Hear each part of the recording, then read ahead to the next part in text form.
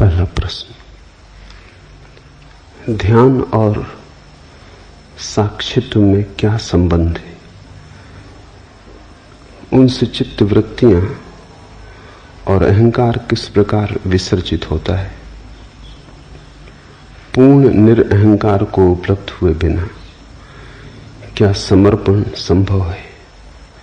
गैरिक वस्त्र और माला ध्यान और साक्षी में ध्यान और साक्षी साधना में कहां तक सहयोगी?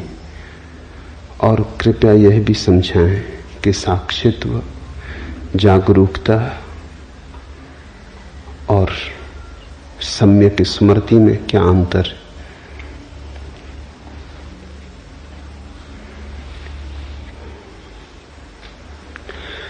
मनुष्य के जीवन को हम 4 हिस्सों में बांट सकते हैं।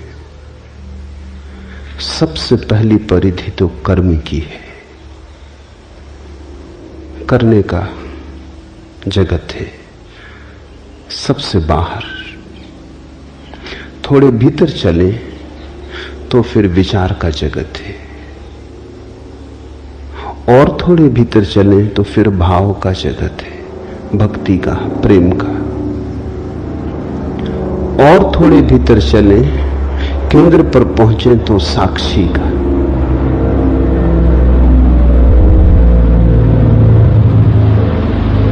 साक्षी हमारा स्वभाव है, क्योंकि उसके पार जाने का कोई उपाय नहीं। कभी कोई नहीं गया, कभी कोई जा भी नहीं सकता।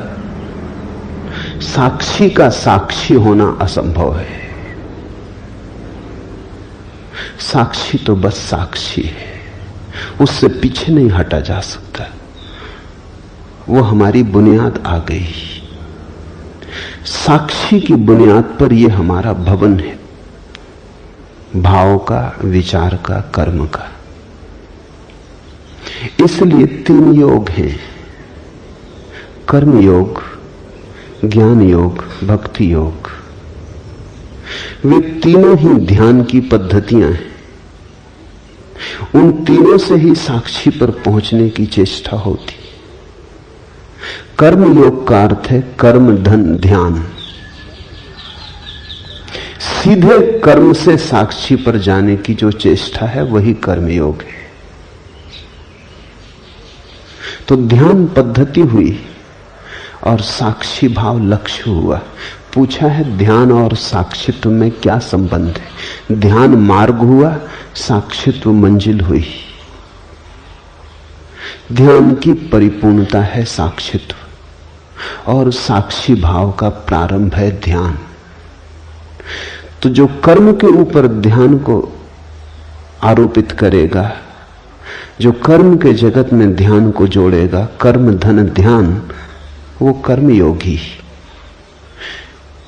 फिर ज्ञान योगी है, वो विचार के ऊपर ध्यान को आरोपित करता है, वो विचार के जगत में ध्यान को जोड़ता है, वो ध्यान पूर्वक विचार करने लगता है, एक नई प्रक्रिया जोड़ देता है कि जो भी करेगा होश पूर्वक करेगा। जब विचार धन ध्यान की स्थिति बनती है तो फिर साक्षी की तरफ यात्रा शुरू हुई। ध्यान है दिशा परिवर्तन। जिस चीज के साथ भी ध्यान जोड़ दोगे वही चीज साक्षी की तरफ ले जाने का वाहन बन जाएगी। फिर तीसरा मार्ग है भक्ति योग। भाव के साथ ध्यान का जोड़, भाव के साथ ज्ञान का, ध्यान का गठबंधन, भाव के साथ ध्यान की भांवर। तो भाव के साथ ध्यान पूर्ण हो जाओ। इन 3 मार्गों से व्यक्ति साक्षी की तरफ आ सकता है, लेकिन लाने वाली विधि ध्यान है। मौलिक बात ध्यान है। जैसे कोई वैद्य तुम्हें औषधि दे और कहे शहद में मिला के ले लेना, और तुम कहो शहद में लेता नहीं, मैं जैन धर्म का पालन करता हूं। तो वो कहे दूध में मिला के ले लेना, और तुम कहो दूध में ले नहीं सकता, क्योंकि दूध तो रक्त का ही हिस्सा है। मैं क्वेकर ईसाई हूं, मैं दूध नहीं पी सकता, दूध तो मांसाहार है। तो वैद्य कहे पानी में मिला के ले लेना, लेकिन औषधि एक ही है। मधु, दूध या जल, कोई फर्क नहीं पड़ता, वो तो सिर्फ औषधि को गटकने के उपाय है, गले से उतर जाए। औषधि अकेली ना उतरेगी। ध्यान औषधि है। 3 तरह के लोग हैं जगत में। कुछ लोग हैं जो बिना कर्म के जी नहीं सकते, उनके सारे जीवन का प्रवाह कर्मठता का है। खाली बैठाओ, बैठ ना सकेंगे, कुछ ना कुछ करेंगे, ऊर्जा है, बहती हुई ऊर्जा है, कुछ हर्ज नहीं। तो सदगुरु कहते हैं कि फिर तुम कर्म के साथ ही ध्यान की औषधि को गटक लो। चलो यही सही, तुमसे कर्म छोड़ते नहीं बनता, ध्यान तो जोड़ सकते हो कर्म में। तुम कहते हो कर्म छोड़ के तो मैं क्षण भर नहीं बैठ सकता, बैठ मैं सकता ही नहीं, बैठना मेरे बस में नहीं, मेरा स्वभाव नहीं। मनोवैज्ञानिक जिनको एक्सट्रोवर्ट कहते हैं, बहिर्मुखी, सदा संलग्न है, कुछ ना कुछ काम चाहिए। जब तक थक के गिर ना जाएं, सो ना जाएं, तब तक कर्म को छोड़ना उन्हें संभव नहीं, कर्म उन्हें स्वाभाविक है। तो सदगुरु कहते हैं ठीक, कर्म पर ही सवारी कर लो, इसी का घोड़ा बना लो, इसी में मिला लो औषधि को और गटक जाओ। असली सवाल औषधि का है। तुम ध्यानपूर्वक कर्म करने लगो, जो भी करो मूर्छा में मत करो, होश पूर्वक करो। करते समय जागे रहो। फिर कुछ हैं जो कहते हैं कर्म का तो हम पर कोई प्रभाव नहीं, लेकिन विचार की बड़ी तरंगें उठती हैं। विचारक हैं, कर्म में उन्हें कोई रस नहीं, बाहर में उन्हें कोई उत्सुकता नहीं, मगर भीतर बड़े तरंगें उठती हैं, बड़ा कोलाहल है, और भीतर वो क्षण भर को निर्विचार नहीं हो पाते। वे कहते हैं कि हम बैठे शांत होकर तो और विचार आते, इतने वैसे नहीं आते जितने शांत होकर बैठ के आते हैं। पूजा, प्रार्थना, ध्यान का नाम ही रखते हैं कि बस विचारों की बड़ी आक्रमण, सेनाओं पर सेनाएं चली आती हैं, डुबा लेती। क्या करें? तो सदगुरु कहते हैं तुम विचार में ही मिला के ध्यान को पी जाओ। विचार को रोको मत, विचार आए तो उसे देखो, उसमें खो मत, थोड़े दूर खड़े रहो, थोड़े फासले पर, शांत भाव से देखते हुए विचार को ही धीरे धीरे तुम साक्षी भाव को उपलब्ध हो जाओगे। विचार से ही ध्यान को जोड़ दो। फिर कुछ है वो कहते हैं ना हमें विचार की कोई झंझट है, ना हमें कर्म की कोई झंझट है। भाव का उद्रेक होता है, आंसू बहते, हृदय गदगद हो आता, डुबकी लग जाती, प्रेम में, स्नेह में, श्रद्धा में, भक्ति में। सदगुरु कहते हैं इसी को औषधि बना लो, इसी में ध्यान को जोड़ दो। आंसू तो बहे, ध्यान पूर्वक बहे, रोमांच तो हो लेकिन ध्यान पूर्वक हो। लेकिन सार सूत्र ध्यान है।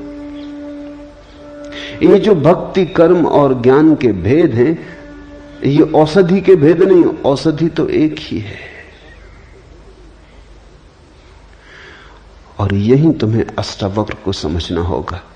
अष्टावक्र कहते हैं सीधे ही छलांग लगा जाओ, औषधि सीधी ही गटकी जा सकती। वो कहते हैं इन साधनों की भी जरूरत नहीं है। इसलिए अष्टावक्र न तो ज्ञान योगी हैं, न भक्ति योगी, न कर्म योगी। वो कहते हैं सीधे ही साक्षी में उतर जाओ, इन बहानों की कोई जरूरत नहीं। ये औषधि सीधी ही गटकी जा सकती है। छोड़ो बहाने, वाहन छोड़ो, सीधे ही दौड़ सकते हो, साक्षी सीधे ही हो सकते हो। इसलिए जहां तक अष्टावक्र का संबंध है, साक्षी और ध्यान में कोई फर्क नहीं। लेकिन जहां तक और पद्धतियों का संबंध है, साक्षी और ध्यान में फर्क है। ध्यान है विधि, साक्षी है मंजिल। अष्टावक्र के लिए तो मार्ग और मंजिल एक है, इसलिए तो वो कहते हैं अभी हो जाओ आनंदित।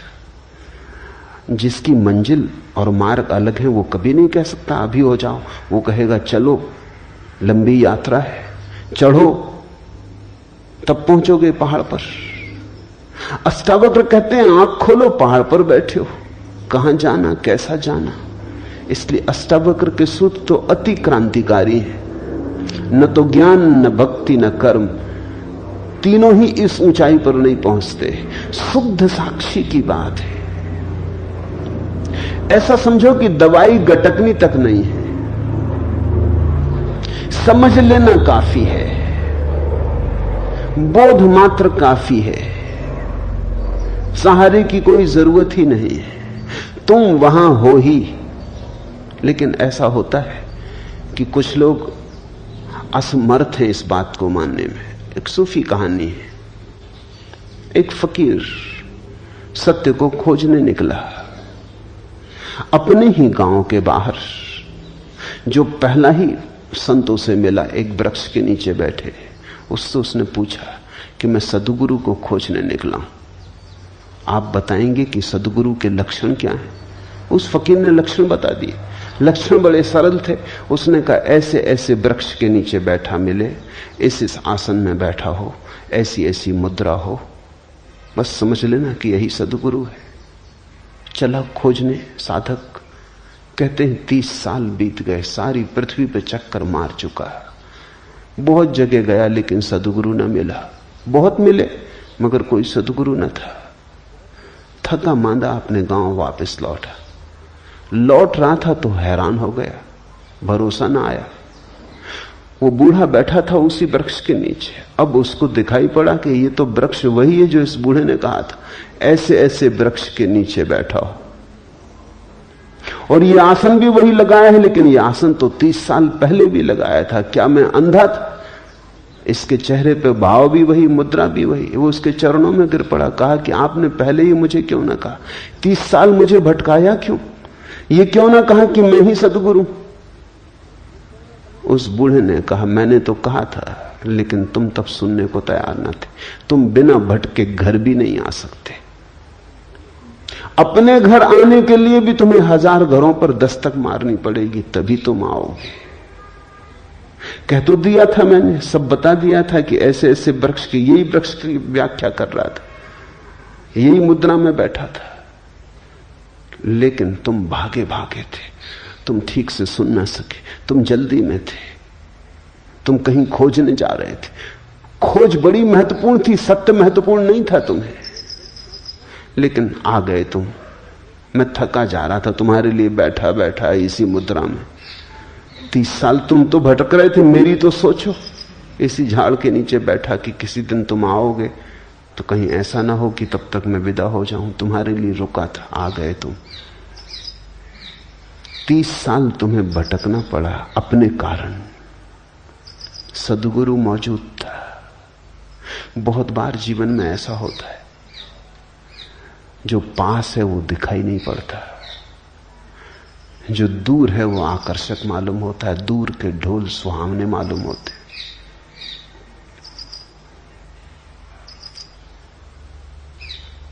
दूर खींचते हैं सपने हमें। अष्टावक्र कहते हैं कि तुम ही हो वही जिसकी तुम खोज कर रहे हो, और अभी और यहीं तुम वही हो। कृष्णमूर्ति जो कह रहे हैं लोगों से, वो शुद्ध अष्टावक्र का संदेश है। न अष्टावक्र को किसी ने समझा, न कृष्णमूर्ति को कोई समझता है। और तथाकथित साधु सन्यासी तो बहुत नाराज होते, क्योंकि कृष्णमूर्ति कहते हैं ध्यान की कोई जरूरत नहीं। बिल्कुल ठीक कहते हैं। न भक्ति की कोई जरूरत, न कर्म की कोई जरूरत, न ज्ञान की कोई जरूरत। साधारण साधु संत बड़े विचलित हो जाते हैं कि कुछ भी जरूरत नहीं, भटका दोगे लोगों को। भटकाइए, साधु संत रहे। कृष्णमूर्ति तो सीधा अष्टावक्र का संदेश ही दे रहे हैं। वो इतना ही कह रहे हैं कुछ जरूरत नहीं, क्योंकि जरूरत तो तब होती है जब तुमने खोया होता है। जरा झटकारो धूल, उठो, ठंडे पानी के छींटे आंख पे मार लो, और क्या करना है। तो अष्टावक्र के दर्शन में तो साक्षी और ध्यान एक ही है, क्योंकि मंजिल और मार्ग एक ही है। लेकिन और सभी मार्गों और प्रणालियों में ध्यान विधि है, साक्षी उसका अंतिम फल है। उनसे चित्तवृत्तियां और अहंकार किस प्रकार विसर्जित होते हैं। साक्षी भाव से चित्तवृत्तियां और अहंकार विसर्जित नहीं होते। साक्षी भाव में पता चलता है कि वे कभी थे ही नहीं। विसर्जित तो तब हो जब रहे हो। तुम ऐसा समझो कि तुम एक अंधेरे कमरे में बैठे हो, समझ रहे हो कि भूत है, तुम्हारा ही कुर्ता टंगा है, मगर भय में और घबराहट में और कल्पना के जाल में तुमने उसमें हाथ भी जोड़ लिए, पैर भी जोड़ लिए, वो खड़ा तुम्हें डरा रहा है। अब कोई कहे कि दिया जला लो, तो तुम पूछोगे दिया के जलने से भूत कैसे दूर होता है। लेकिन दिए के जलने से भूत दूर हो जाता है, क्योंकि भूत है नहीं। होता तो दिए के जलने से दूर नहीं होता। दिए के जलने से भूत के दूर होने का क्या लेना देना है। अगर भूत होता ही तो दिए के जलने से दूर ना होता। नहीं है, आभास होता है, इसलिए दूर भी हो जाता है। तुम हजारों ऐसी बीमारियों से पीड़ित रहते हो जो नहीं है, इसलिए किसी साधु संत की राख भी काम कर जाती है। इसलिए नहीं कि तुम्हारी बीमारी को राख से दूर होने का कोई संबंध है। पागल हुए हो? राख से कहीं बीमारियां दूर हुई? नहीं तो सब औषधि शास्त्र व्यर्थ हो जाएं। राख से बीमारी दूर नहीं होती, सिर्फ बीमारी थी ये ख्याल दूर होता है। मैंने सुना है एक वैद्य के संबंध में, खुद उन्होंने मुझसे कहा, एक आदिवासी क्षेत्र में बस्तर के पास वो रहते, तो बस्तर से दूर देहात से एक आदिवासी आया। वो एक गांव में गए हुए थे, आदिवासियों का गांव था। वो बीमार था, तो वैद्य के पास लिखने को भी कोई उपाय ना था। गांव में ना तो फाउंटेन पेन था, ना कलम थी, ना कागज था। तो पास में पड़े हुए एक खपड़े पर पत्थर के एक टुकड़े से उन्होंने औषधि का नाम लिख दिया और कहा कि बस इसको तो 1 महीने भर घोंट के दूध में मिला के पी लेना, सब ठीक हो जाएगा। वो आदमी महीने भर बाद आया, बिल्कुल ठीक हो गए, स्वस्थ चंगा।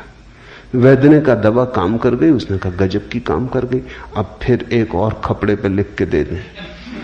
उसने कहा तेरा मतलब? उसने कहा खपड़ा तो खत्म हो गया, घोल के पी गए, मगर गजब की दवा थी और वो ठीक भी होके आ गया है। अब वैद्य भी कुछ कहे तो ठीक नहीं, अब कुछ कहना उचित ही नहीं। वो मुझसे कहने लगे, फिर मैंने कुछ नहीं कहा, जब ठीक ही हो गया तो जो ठीक कर दे वो दवा। अब इसको और भटकाने में क्या सार है? ये कहना कि पागल, हमने दवा का नाम लिखा था, वो तो तूने खरीदी नहीं, वो प्रिस्क्रिप्शन को ही पी गए, मगर काम कर गई बात। बीमारी झूठी रही होगी, मनोकल्पित रही होगी। मनोवैज्ञानिक कहते हैं हमारी 100 में से 90 बीमारियां मनोकल्पित। और जैसे जैसे समझ बढ़ती है, ऐसा संभावना है कि 99% मनोकल्पित हो सकती है। और एक दिन ऐसी भी घटना आ सकती है कि 100% बीमारियां मनोकल्पित हों। इसलिए तो दुनिया में इतने चिकित्सा शास्त्र काम करते। एलोपैथी लो, उससे भी मरीज ठीक हो जाता है। आयुर्वेदिक लो, उससे भी ठीक हो जाता है। होम्योपैथी, उससे भी ठीक हो जाता है। यूनानी, उससे भी ठीक हो जाता है। नेचुरोपैथी से भी ठीक हो जाता है। और गंदे ताबीज भी काम करते हैं। आश्चर्यजनक है, अगर बीमारी वस्तुता है तो फिर बीमारी को दूर करने का एक विशिष्ट उपाय ही हो सकता है। सब उपाय काम नहीं करेंगे, बीमारी है नहीं। तुम्हें जिस पे भरोसा है, किसी को एलोपैथी पे भरोसा है, काम हो जाता है। बीमारी से ज्यादा डॉक्टर का नाम काम करता है।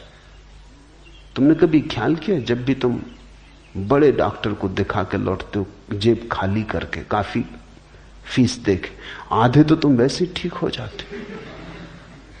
अगर वही डॉक्टर मुफ्त प्रिस्क्रिप्शन लिख दे तो तुम्हें असर ना होगा। डॉक्टर की दवा कम काम करती है, चुकाई गई फीस ज्यादा काम करती। एक दफा ख्याल आ जाए कि डॉक्टर बहुत बड़ा, सबसे बड़ा डॉक्टर, बस काफी है। तुम पूछते हो अहंकार और चित्तवृत्तियां साक्षी भाव में कैसे विसर्जित होती हैं? विसर्जित नहीं होती हैं, होती तो विसर्जित होती हैं। साक्षी भाव में पता चलता है कि अरे पागल, नाहक भटकता था, अपने ही कल्पना के मृग जाल बिछाए, मृग तृष्णाएं बनाई, सब कल्पना थी। विसर्जित नहीं होती, साक्षी में जाग के पता चलता है थी ही नहीं।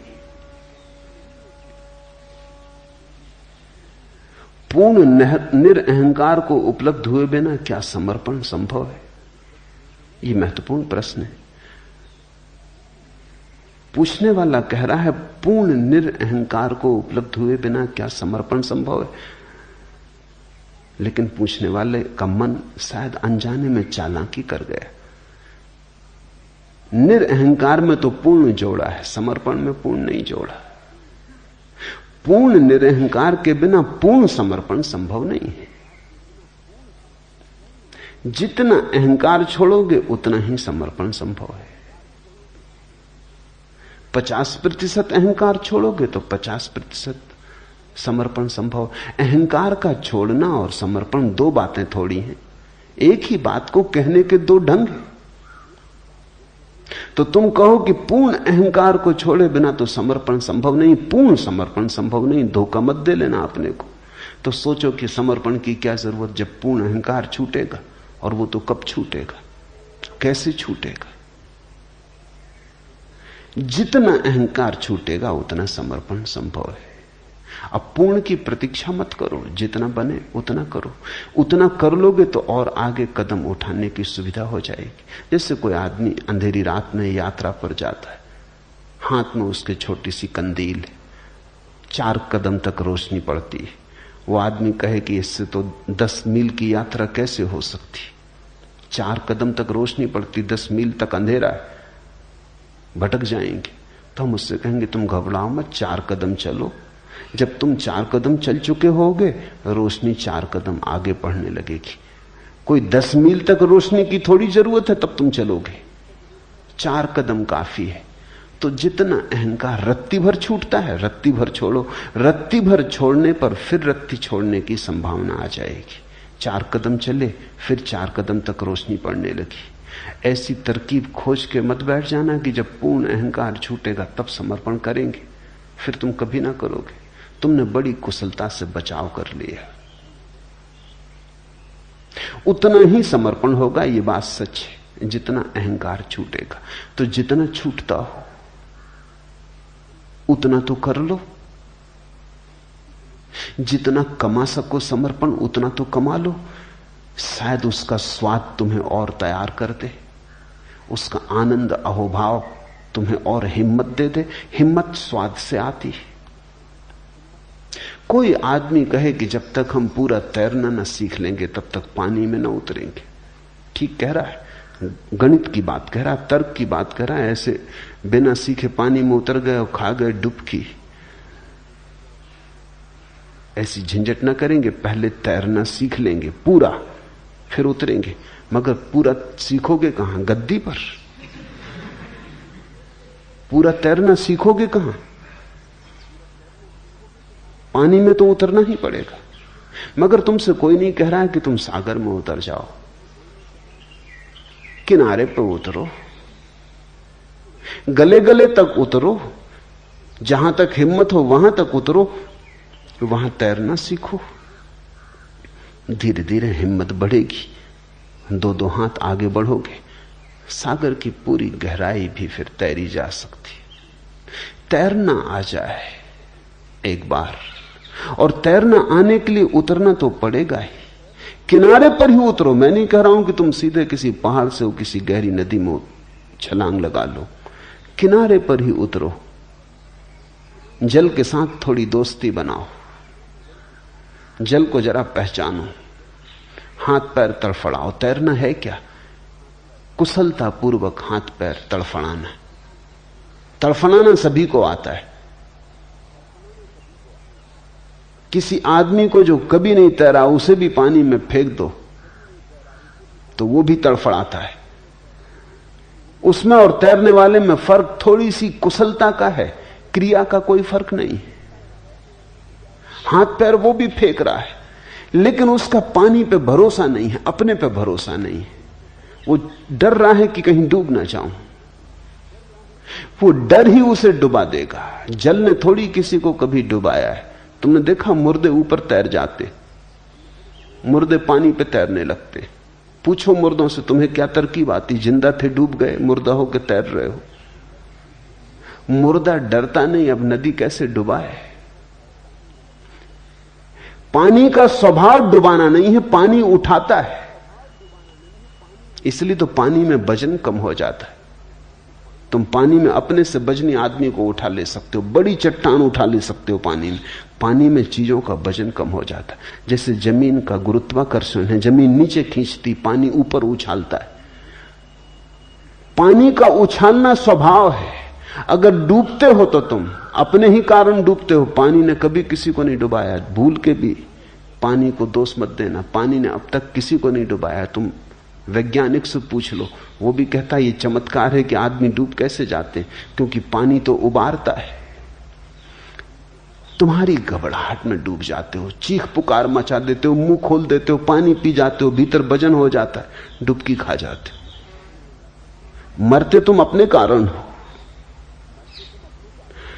तैरने वाला इतना ही सीख लेता है कि अरे पानी तो उठाता है, उसकी श्रद्धा पानी में बढ़ जाती। वो समझ लेता है कि पानी तो वजन कम कर देता है। जितने वजनी हम जमीन पे थे उससे बहुत कम वजनी पानी में रह जाते। तुमने देखा होगा, कभी तुम बाल्टी कुएं में डालते हो, जब बाल्टी भर जाती है, पानी में डूबी होती तो कोई वजन नहीं होता।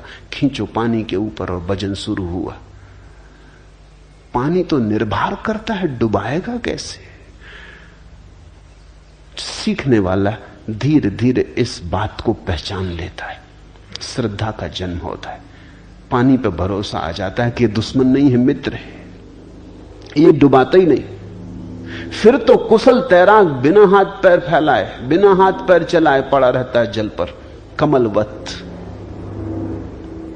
ये वही आदमी है जैसे तुम हो, कोई फर्क नहीं। सिर्फ इसमें श्रद्धा का जन्म हुआ और इसे अपने पे भरोसा आ गया, जल पे भरोसा आ गया, दोनों की मित्रता सध गई। ठीक ऐसा ही समर्पण में घटता है। समर्पण में डर यही है कि कहीं हम डूब ना जाएं। तो किनारे पे उतरो।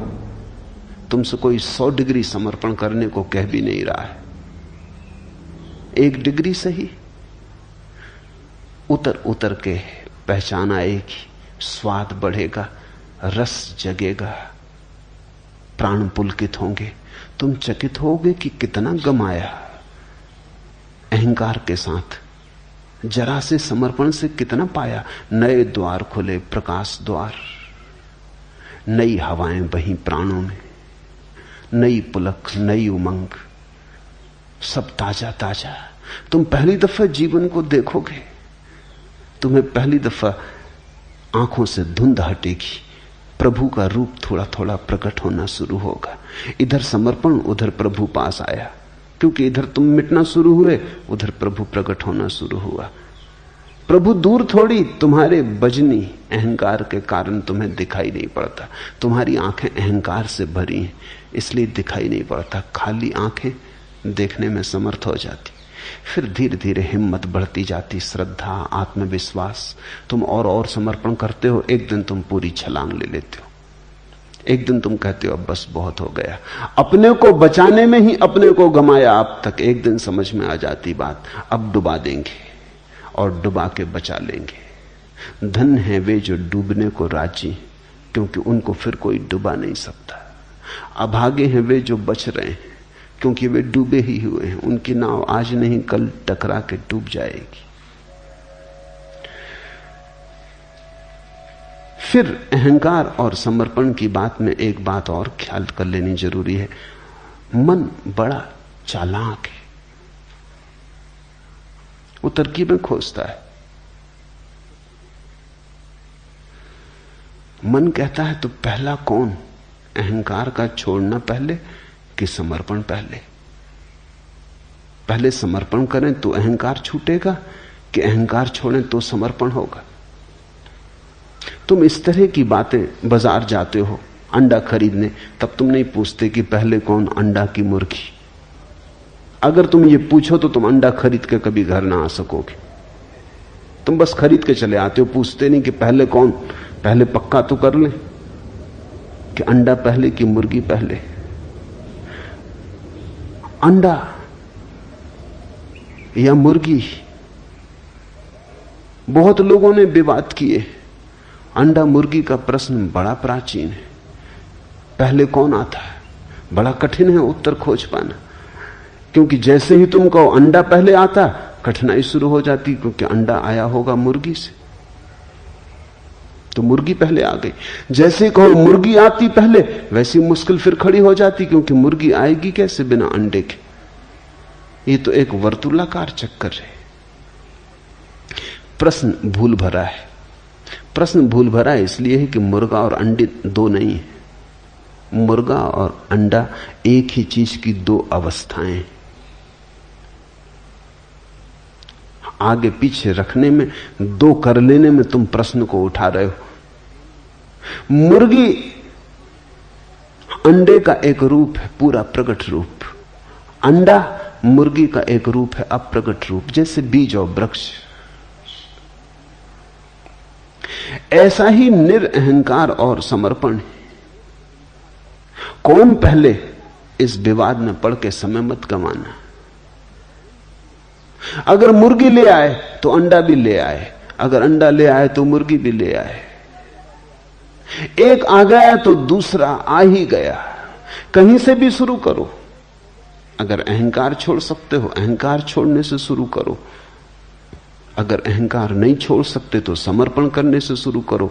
समर्पण किया तो अहंकार छूटा, पूर्ण छूटा, ऐसा मैं कह नहीं रहा हूं। जितना समर्पण किया उतना छूटा। अगर समर्पण करना मुश्किल मालूम पड़ता है तो अहंकार छोड़ो। जितना छूटेगा अहंकार उतना समर्पण हो जाएगा। दुनिया में दो तरह के धर्म हैं, एक है निरअहंकारिता के धर्म और एक है समर्पण के धर्म। एक है मुर्गी पर जोर देने वाले धर्म, एक है अंडे पर जोर देने वाले धर्म। दोनों सही हैं, क्योंकि एक आ गया तो दूसरा अपने आप आ जाता है। जैसे महावीर का धर्म है जैन धर्म, बुद्ध का धर्म है बौद्ध धर्म, उनमें समर्पण के लिए कोई जगह नहीं। सिर्फ अहंकार छोड़ो। समर्पण करोगे कहां? कोई परमात्मा नहीं है जिसके सामने समर्पण हो सके। महावीर कहते हैं अशरण, शरण जाने की कोई जगह ही नहीं। किसकी शरण जाओगे?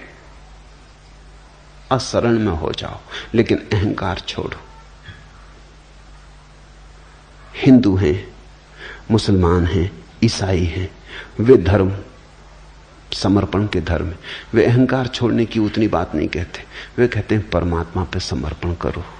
कोई चरण खोज लो, कोई चरण जहां तुम अपने सिर को झुका सको।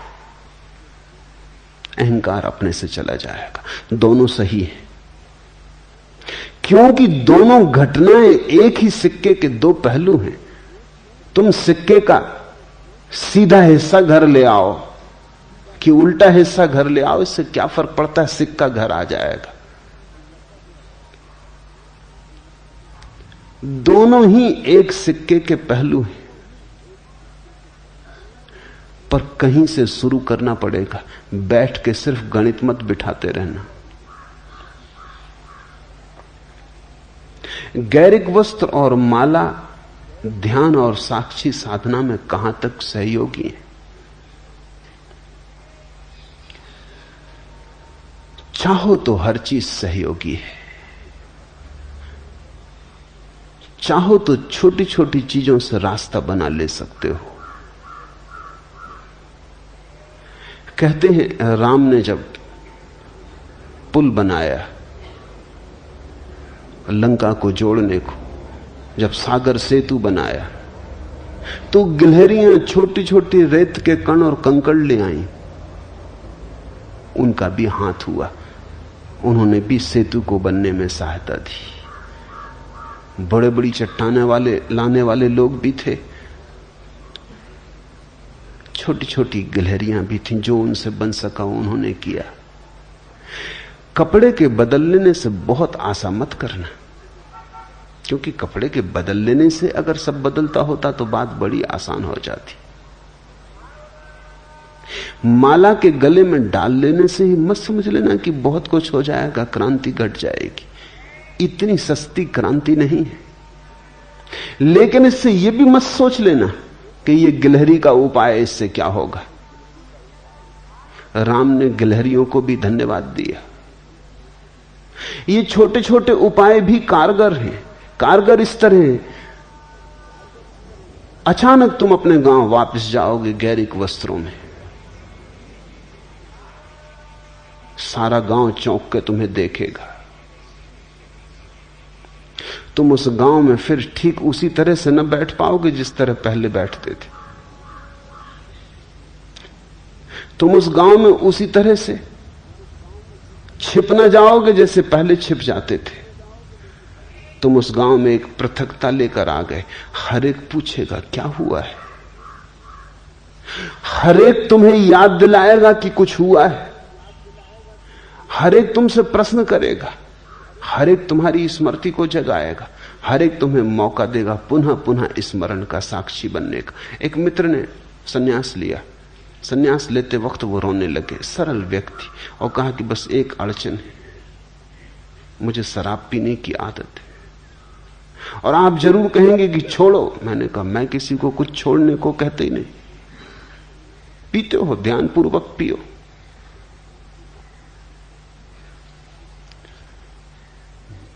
उन्होंने कहा क्या मतलब, सन्यासी होके भी मैं शराब पीऊं? तुम्हारी मर्जी, सन्यास मैंने दे दिया, अब तुम समझो। वो कोई महीने भर बाद आए, कहने लगे आपने चालबाजी की।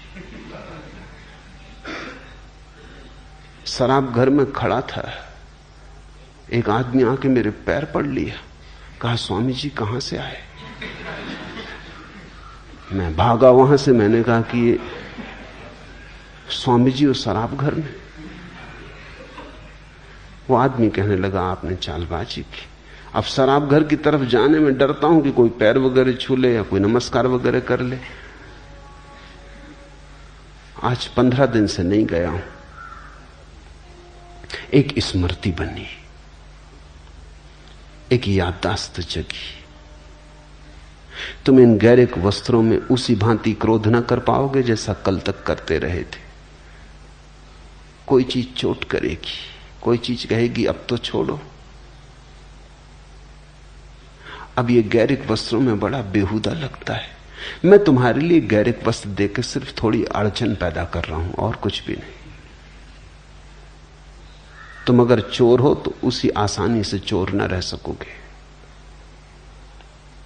तुम अगर धन के पागल दीवाने हो, लोभी हो, तो तुम्हारे लोभ में वही बल न रह जाएगा। तुम अगर राजनीति में दौड़ रहे हो, पद की प्रतिष्ठा में लगे थे, अचानक तुम पाओगे कुछ सार नहीं। ये छोटे से वस्त्र बड़े प्रतीकात्मक हो जाएंगे। अपने आप में इनका मूल्य नहीं है, लेकिन इनके साथ जुड़ जाने में तुम धीरे धीरे पाओगे बात तो बड़ी छोटी थी, बीज तो बड़ा छोटा था, धीरे धीरे बड़ा हो गया। धीरे धीरे उसने सब बदल डाला। तुम्हारे कृत्य बदलेंगे, तुम्हारी आदतें बदलेंगी, तुम्हारे उठने बैठने का ढंग बदलेगा, तुम्हारे जीवन में एक नया प्रसाद। लोगों की अपेक्षाएं तुम्हारे प्रति बदलेंगी, लोगों की आंखें तुम्हारे प्रति बदलेंगी।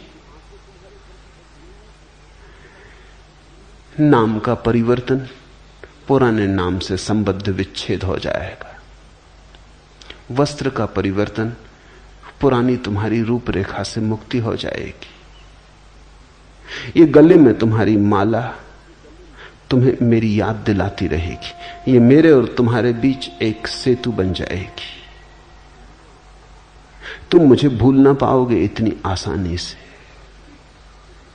और लोग तुम्हें पृथक करने लगेंगे, और उनका पृथक करना तुम्हारे लिए साक्षी होने में बड़ा सहयोगी हो जाएगा।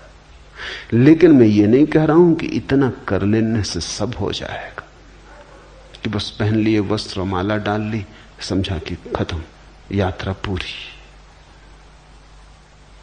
तुम पे निर्भर है।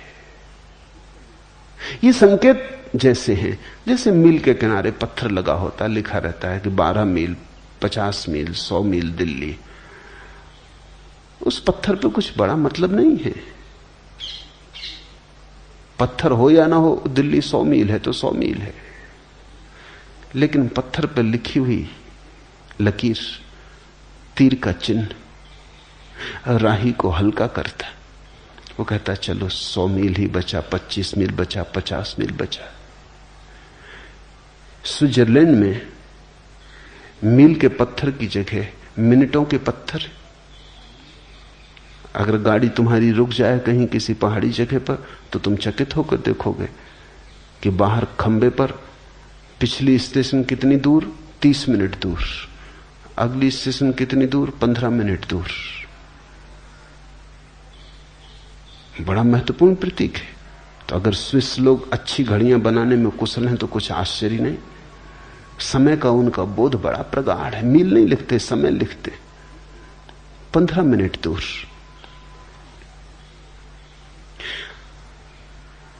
खबर मिलती है कि समय का बोध प्रगाढ़ है इस जाति का।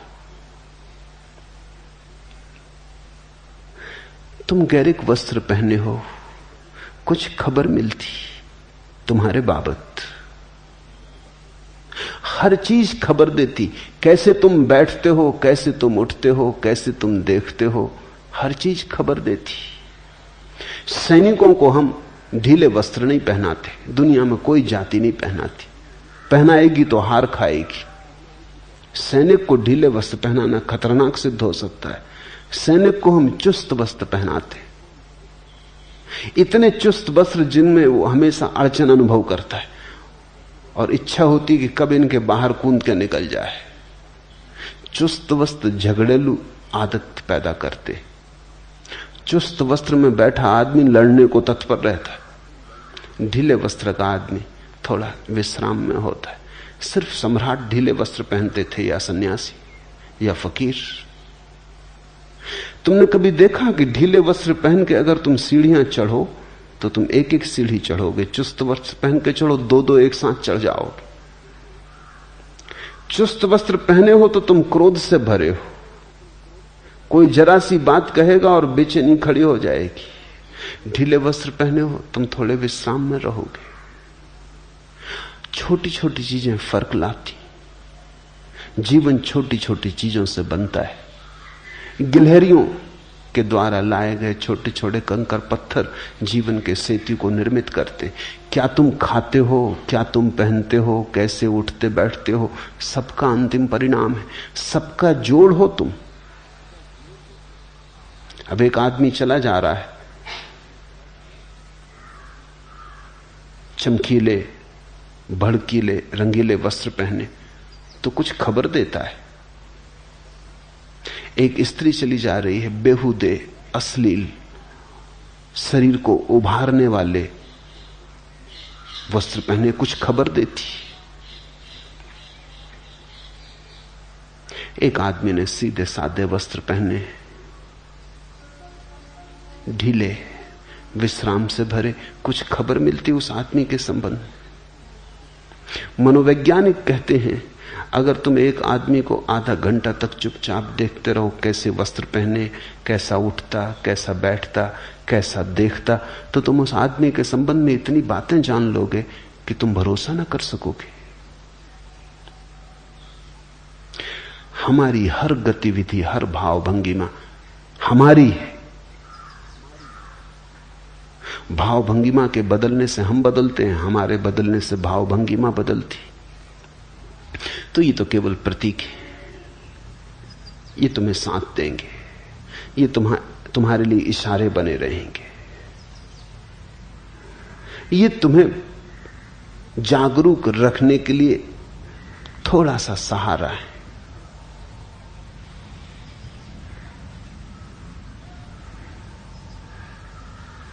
और कृपया यह भी समझाएं कि साक्षित्व, जागरूकता और सम्यक स्मृति में क्या अंतर है। कोई भी अंतर नहीं, वो सब पर्यायवाची शब्द हैं। अलग अलग परंपराओं ने उनका उपयोग किया है। जागरूकता कृष्णमूर्ति उपयोग करते हैं, सम्यक स्मृति, माइंडफुलनेस बुद्ध ने उपयोग किया है, साक्षित्व अष्टावक्र ने, उपनिषदों ने, गीता ने उपयोग किया है। सिर्फ भेद अलग अलग परंपराओं का है, लेकिन उनके पीछे जिसकी तरफ इशारा है वो एक ही है। दूसरा प्रश्न, आपके महागीता पर हुए पहले प्रवचन के समय अनेक लोग आंसू बहा के रो रहे थे, उसका क्या मतलब है?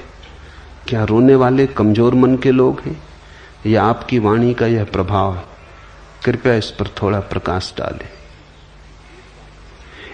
एक बात पक्की है कि पूछने वाले कठोर मन के आदमी, आंसुओं में उन्हें सिर्फ कमजोरी दिखाई पड़ी। एक बात पक्की है, पूछने वाले व्यक्ति के आंख के आंसू सूख गए, आंखें बंजर हो गई, मरुस्थल जैसी, उनमें फूल नहीं खिलते। आंसू तो आंख के फूल है। पूछने वाले का भाव मर गया है, पूछने वाले का हृदय अवरुद्ध हो गया है। पूछने वाला सिर्फ बुद्धि से जी रहा होगा, उसने भाव को तिलांजलि दे दी, सोच विचार से जी रहा होगा। प्रेम और करुणा और जीवन की तरफ जो लगाव की, चाहत की, आनंद की संभावना है, उसे इंकार कर दिया होगा। कोई रसधार नहीं बहती होगी, सूखा साखा मरुस्थल जैसा मन हो गया होगा। इसलिए पहली बात यह ख्याल में आई कि जो लोग रोते हैं कमजोर मन के होंगे। किसने कहा तुम्हें कि रोना कमजोरी का लक्षण? मीरा खूब रोई, चैतन्य की आंखों से झरझर आंसू बहे। नहीं, कमजोरी के लक्षण नहीं, भाव के लक्षण है, भाव की शक्ति के लक्षण। और ध्यान रखना, भाव विचार से गहरी बात है। मैंने कहा पहले कर्म की रेखा, फिर विचार की रेखा, फिर भाव की रेखा, फिर साक्षी का केंद्र। भाव साक्षी के निकटतम है, भक्ति भगवान के निकटतम है, कर्म बहुत दूर है, वहां से यात्रा बड़ी लंबी है, विचार भी काफी दूर है, वहां से भी यात्रा काफी लंबी है, भक्ति बिल्कुल पास है। ख्याल रखना, आंसू जरूरी रूप से दुख के कारण नहीं होते। हालांकि लोग एक ही तरह के आंसुओं से परिचित हैं जो दुख के होते। करुणा में भी आंसू बहते, आनंद में भी आंसू बहते, अहोभाव में भी आंसू बहते हैं, कृतज्ञता में भी आंसू बहते। आंसू तो सिर्फ प्रतीक हैं कि कोई ऐसी घटना भीतर घट रही है जिसको संभालना मुश्किल है। दुख या सुख, कोई ऐसी घटना भीतर घट रही है जो इतनी ज्यादा है कि ऊपर से बहने लगी। फिर वो दुख हो, इतना ज्यादा दुख हो कि भीतर संभालना मुश्किल हो जाए तो आंसुओं से बहेगा। आंसू निकास है। या आनंद घना हो जाए तो आनंद भी आंसुओं से बहेगा। आंसू निकास है। आंसू जरूरी रूप से दुख या सुख से जुड़े नहीं है, अतिरेक से जुड़े हैं। जिस चीज का भी अतिरेक हो जाएगा आंसू उसी को लेकर बहने लगेंगे। तो जो रोए उनके भीतर कुछ अतिरेक हुआ होगा, उनके हृदय पे कोई चोट पड़ी होगी, उन्होंने कोई मर्मर सुना होगा अज्ञात का। दूर अज्ञात की किरण ने उनके हृदय को स्पर्श किया होगा। उनके अंधेरे में कुछ उतरा होगा, कोई तीर उनके हृदय को पीड़ा और आह्लाद से भर गया। रोक ना पाए वो अपने आंसू।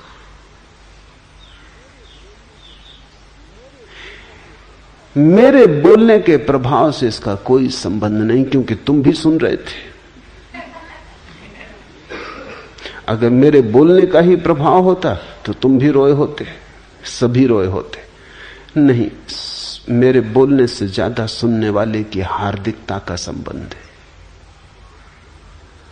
जो रो सकते थे वो रोए, और रोना बड़ी शक्ति है। एक बहुत अनूठी दिशा को मनुष्य जाति ने खो दिया है, विशेषकर मनुष्यों ने खो दिया, पुरुषों ने। स्त्रियों ने थोड़ा बचा रखा है। स्त्रियां धन्यभागी हैं। मनुष्य की आंख में पुरुष हो कि स्त्री एक सी ही आंसुओं की ग्रंथियां हैं। प्रकृति ने आंसुओं की ग्रंथियां बराबर बनाई हैं।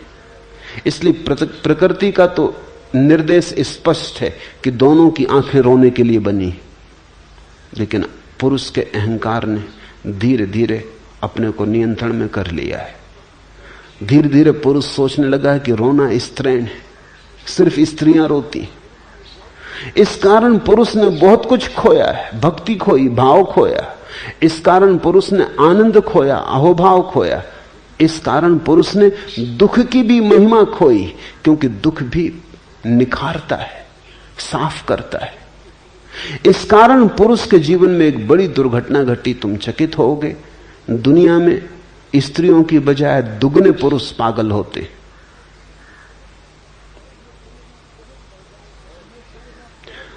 और यह संख्या बहुत बढ़ जाए अगर युद्ध बंद हो जाए, क्योंकि युद्ध में पुरुषों का पागलपन काफी निकल जाता है, बड़ी मात्रा में निकल जाता है। अगर युद्ध बिल्कुल बंद हो जाए 100 साल के लिए, तो डर है कि पुरुषों में से 90% पुरुष पागल हो जाएंगे। पुरुष स्त्रियों से ज्यादा आत्मघात करते हैं 2 गुना। आमतौर से तुम्हारी धारणा और होगी, तुम सोचते हो कि स्त्रियां ज्यादा आत्मघात करती, बातें करती हैं स्त्रियां, करती नहीं आत्मघात। ऐसा गोली वगैरह खा के लेट जाती हैं, मगर गोली भी हिसाब से खाती हैं। तो स्त्रियां प्रयास ज्यादा करती हैं आत्मघात का, लेकिन सफल नहीं होती। उस प्रयास में भी हिसाब होता। वस्तुतः स्त्रियां आत्मघात करना नहीं चाहती। आत्मघात तो उनका केवल निवेदन है, शिकायत का। वो ये कह रही कि ऐसा जीवन जीने योग्य नहीं, कुछ और जीवन चाहिए था। वो तो सिर्फ तुम्हें खबर दे रही हैं कि तुम इतने वज्र हृदय हो गए हो कि जब तक हम मरने को तैयार ना हो शायद तुम हमारी तरफ ध्यान ही ना दोगे। वो सिर्फ तुम्हारा ध्यान आकर्षित कर रही। ये बड़ी अशोभन बात है कि ध्यान आकर्षित करने के लिए मरने का उपाय करना पड़ता है। आदमी जरूर खूब कठोर हो गया होगा, पथरीला हो गया होगा। स्त्रियां मरना नहीं चाहती, जीना चाहती। जीने के मार्ग पर जब इतनी अड़चन पाती हैं, कोई सुनने वाला नहीं, कोई ध्यान देने वाला नहीं, तब सिर्फ तुम ध्यान दे सको इसलिए मरने का उपाय करती। लेकिन पुरुष जब आत्महत्या करते हैं तो सफल हो जाते। पुरुष पागलपन में आत्महत्या करते। ज्यादा पुरुष मानसिक रूप से रुग्ण होते हैं। कारण क्या होगा? बहुत कारण है, मगर एक कारण उनमें आंसू भी है। मनोवैज्ञानिक कहते हैं पुरुषों को फिर से रोना सीखना होगा। यह बल नहीं है जिसको तुम बल कह रहे हो, ये बड़ी कठोरता है। बल इतना कठोर नहीं होता, बल तो कोमल का है। तुमने देखा पहाड़ से झरना गिरता है, जल प्रपात गिरता है, कोमल जल। चट्टानें बड़ी सख्त, चट्टानें जरूर सोचती होंगी हम मजबूत हैं, ये जलधार कमजोर है, लेकिन अंततः जलधार जीत जाती, चट्टान रेत होकर बह जाती। परमात्मा कोमल के साथ है, निर्बल के बलराम। एक फूल खिला है, पास में पड़ी है एक चट्टान, चट्टान जरूर दिखती है मजबूत, फूल कमजोर, लेकिन तुमने कभी फूल की शक्ति देखी, जीवन की शक्ति? कौन चट्टान को सिर झुकाता है? तुम पत्थर को लेकर तो भगवान के चरणों में चढ़ाने नहीं जाते, तुम चट्टान सोच के कि बड़ी मजबूत है, चलो अपनी प्रेसी को भेंट कर दें, ऐसा तो नहीं करते। फूल तोड़ के ले जाते हो, फूल का बल है, फूल की गरिमा है, उसकी कोमलता उसका बल है, उसका खिलाव उसका बल है, उसका संगीत, उसकी सुगंध उसका बल है, उसकी निर्बलता में उसका बल है। सुबह खिला है, सांझ मुरझा जाएगा, यही उसका बल है। लेकिन खिला है, चट्टान कभी नहीं खिलती, बस है। चट्टान मुर्दा है, फूल जीवंत है, मरेगा क्योंकि जिया है। चट्टान कभी नहीं मरती क्योंकि मरी ही है। कोमल बनो, आंसुओं को फिर से पुकारो, तुम्हारी आंखों को गीत और कविता से भरने दो, अन्यथा तुम वंचित रहोगे बहुत सी बातों से। फिर तुम्हारा परमात्मा भी एक तर्क जाल रहेगा, हृदय की अनुभूति नहीं, एक सिद्धांत मात्र रहेगा, एक सत्य का स्वाद और सत्य की प्रतीति नहीं। जो आंसू बहाकर रोए वे सौभाग्यशाली, वे बलशाली। उन्होंने फिक्र न की कि तुम क्या कहोगे। उनको भी फिक्र तो लगती है कि लोग क्या कहेंगे। जब कोई आदमी जार जार रोने लगता है तो उसे भी फिक्र लगती है कि लोग क्या कहेंगे। बल चाहिए रोने को कि फिक्र छोड़े कि लोग क्या कहेंगे। कहने दो, होंगे बदनाम तो हो लेने दो, हमको जी खोल के रो लेने दो। जब कोई आदमी रोता है, छोटे बच्चे की तरह बिसूरता है, तो थोड़ा सोचो उसका बल। तुम सबकी फिक्र नहीं की उसने ये फिक्र नहीं की कि लोग क्या कहेंगे कि मैं यूनिवर्सिटी में प्रोफेसर हूं और रो रहा हूं। कोई विद्यार्थी देख ले कि मैं इतना बड़ा दुकानदार और रो रहा हूं, कोई ग्राहक देख ले कि मैं इतना बलशाली पति और रो रहा हूं और पत्नी पास बैठी है, घर जाके झंझट खड़ी होगी। कि मैं बाप हूं और रो रहा हूं और बेटा देख ले, छोटे बच्चे देख ले। संभाल लो अपने को। अहंकार संभाले रखता है, ये निरअहंकार रोया। अहंकार अपने को सदा नियंत्रण में रखता है, निरअहंकार बहता है, उसमें बहाव है। जे सुलगे ते बुझी गए, बुझे ते सुलगे नाई, रहीमन दाहे प्रेम के, बुझ बुझ के सुलगाई।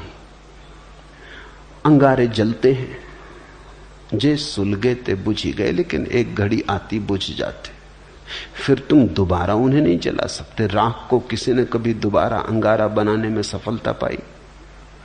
जे सुलगे ते बुझी गए, बुझे ते सुलगे नाही, फिर एक दफा बुझ के वो कभी नहीं सुलगते। रहीमन दाहे प्रेम के, लेकिन जिनके हृदय में प्रेम का तीर लगा उनका क्या कहना। रहीम, रहीमन दाहे प्रेम के, बुझ बुझ के सुलगाएं। बार बार जलते, बार बार बुझते, फिर सुलग जाते।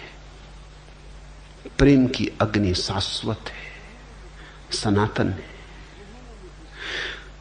जिन्होंने मुझे प्रेम से सुना वो रो पाएंगे, जिन्होंने मुझे सिर्फ बुद्धि से सुना वो कुछ निष्कर्ष ज्ञान लेके जाएंगे, वो राख लेके जाएंगे, प्रेम का अंगारा नहीं।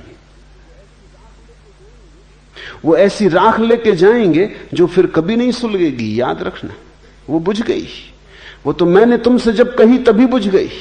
अगर तुमने बुद्धि में ली तो राख, अगर तुमने हृदय में ली तो अंगारा। इसलिए प्रेम का अंगारा जिनके भीतर पैदा हो जाएगा वो तो फिर जलेगा, फिर बुझेगा, फिर जलेगा। वो तो तुम्हें खूब तड़फाएगा, वो तो तुम्हें निखारेगा, वो तो तुम्हारे जीवन में सारा रूपांतरण ले आएगा। दिल खोल के अगर तुम रो सके तो अंगारा हृदय में पहुंच गया इसकी खबर दी। अगर न रो सके तो बुद्धि तक पहुंचा।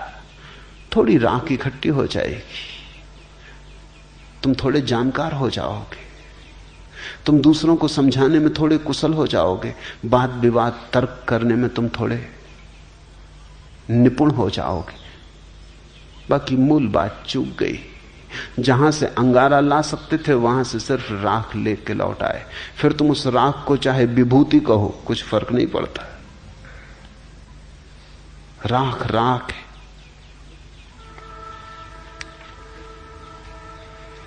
लगी आग उठे दर्द के राग दिल से,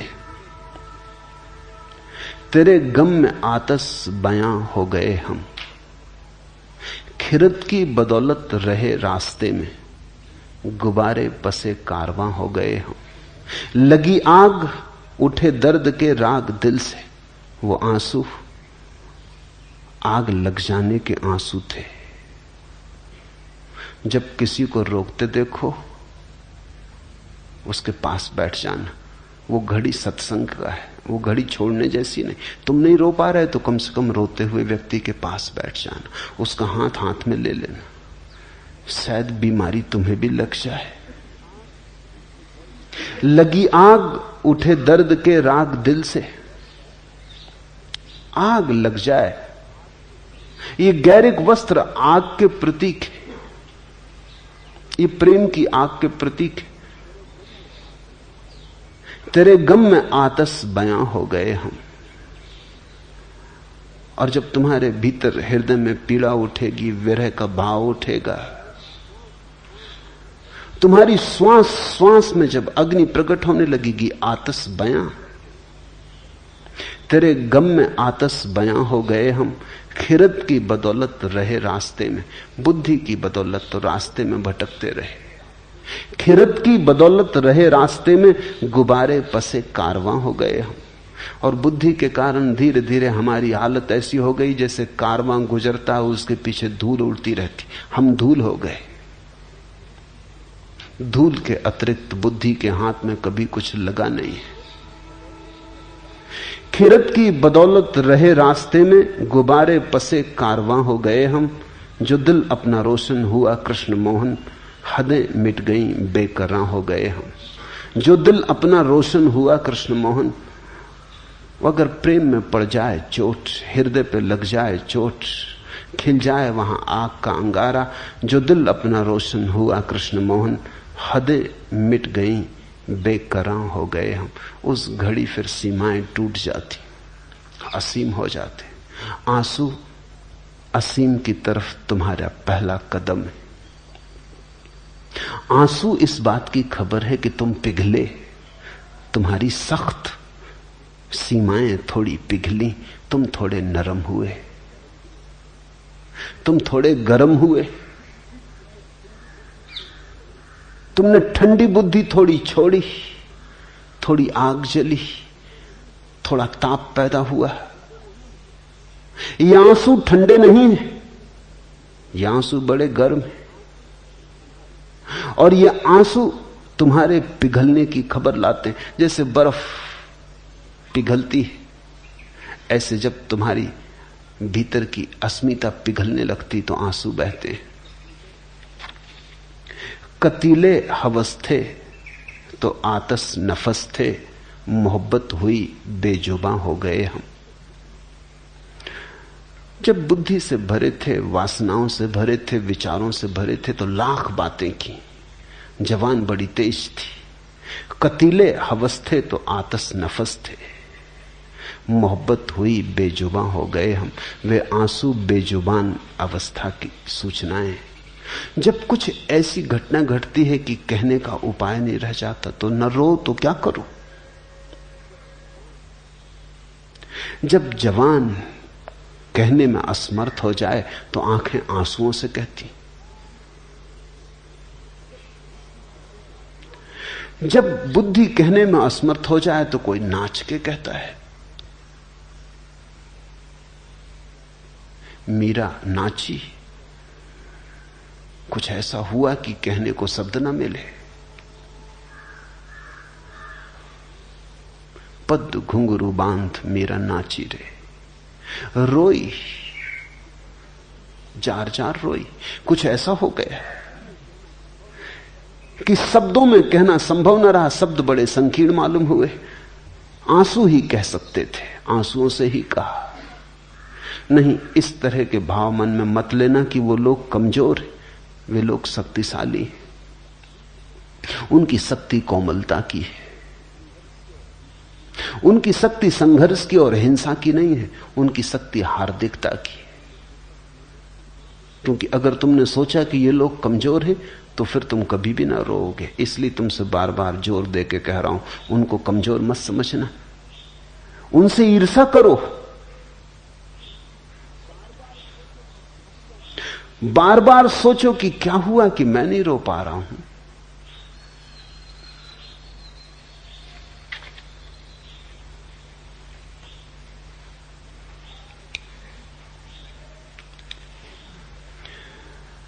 भाव से भरा व्यक्ति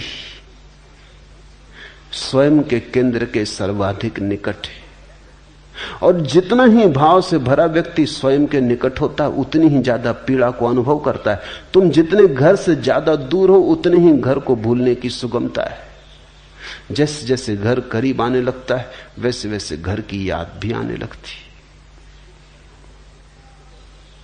तुम परमात्मा को भूल के बैठे हो। परमात्मा शब्द तुम्हारे कानों में पड़ता है लेकिन कोई हलचल नहीं होती। सुन लेते हो, एक शब्द मात्र है। परमात्मा शब्द मात्र नहीं है। उसे सुन लेने भर की बात नहीं है। जिसके भीतर कुछ थोड़ी सी अभी भी जीवन की आग है उसे परमात्मा झकझोर देगा। शब्द मात्र झकझोर देगा। चाहते हो अगर मुझे दिल से, फिर भला किस लिए रुलाते हो। भक्त सदा परमात्मा से कहते रहे, चाहते हो अगर मुझे दिल से, फिर भला किस लिए रुलाते हो। रोशनी के घने अंधेरों में क्यों नजर से नजर चुराते हो। पास आए न पास आकर भी पास मुझको नहीं बुलाते हो। किस लिए आसपास रहते हो, किस लिए आसपास आते हो। तो अगर तुमने मुझे ठीक से सुना तो तुम्हें परमात्मा बहुत बार बहुत पास मालूम पड़ेगा। किस लिए आसपास रहते हो, किस लिए आसपास आते हो। पास आए न पास आकर भी पास मुझको नहीं बुलाते हो। चाहते हो अगर मुझे दिल से, फिर भला किस लिए रुलाते हो। रोशनी के घने अंधेरों में क्यों नजर से नजर चुराते हो। जो व्यक्ति भाव में उतर रहा है वो बिल्कुल इतने करीब है परमात्मा के कि परमात्मा की आंच उसे अनुभव होने लगती, नजर में नजर पड़ने लगती, सीमाएं एक दूसरे को ऊपर उतरने लगती, एक दूसरे की सीमा में अतिक्रमण होने लगता है। यहां जो कहा जा रहा है वो सिर्फ कहने को नहीं है, वो तुम्हें रूपांतरित करने को है।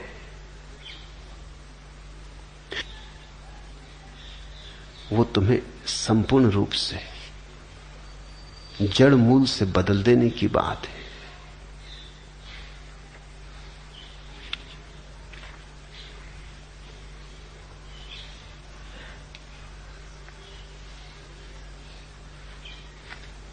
तीसरा प्रश्न, धर्म धन धारणा या धारणा धन धर्म से संस्कृति का निर्माण होता है और संस्कृति से समाज और उसकी परंपराएं बनती।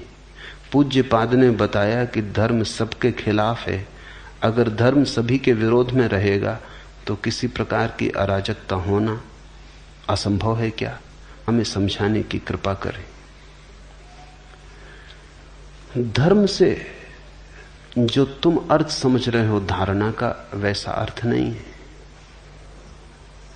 धारणा कंसेप्ट, धर्म नहीं है। धर्म शब्द बना है जिस धातु से, उसका अर्थ है जिसने सबको धारण किया है, जो सबका धारक है, जिसने सबको धारा है। धारणा नहीं, जिसने सबको धारण किया है। ये जो विराट, ये जो चांद पक्षी और मनुष्य और अनंत अनंत तक फैला हुआ अस्तित्व है, इसको जो धारे हुए है वही धर्म। धर्म का कोई संबंध धारणा से नहीं है। तुम्हारी धारणा हिंदू की है, किसी की मुसलमान की है, किसी की ईसाई की, इससे धर्म का कोई संबंध नहीं। ये धारणाएं, ये बुद्धि की धारणाएं।